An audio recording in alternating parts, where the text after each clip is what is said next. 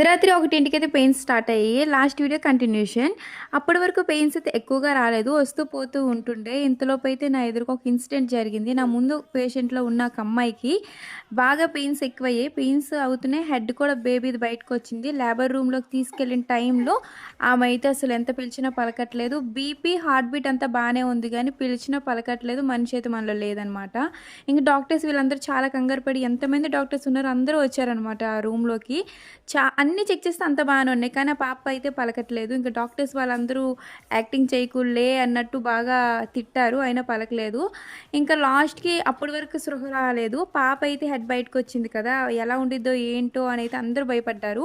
ఆ పెయిన్స్‌లో నాకైతే ఇంకా టెన్షన్ పెరిగిపోయింది. బీపీ ఎక్కడ డౌన్ అయిపోయిద్దా అని చెప్పి చాలా భయమైతే వేసింది. ఇంక పాప పుట్టిందంట వాళ్ళకి. పాప పుట్టిన వెంటనే ఆమె అయితే స్పృహలోకొచ్చింది. ఇంతకీ ఆమెకేమైందో ఏంటి నెక్స్ట్ వీడియోలో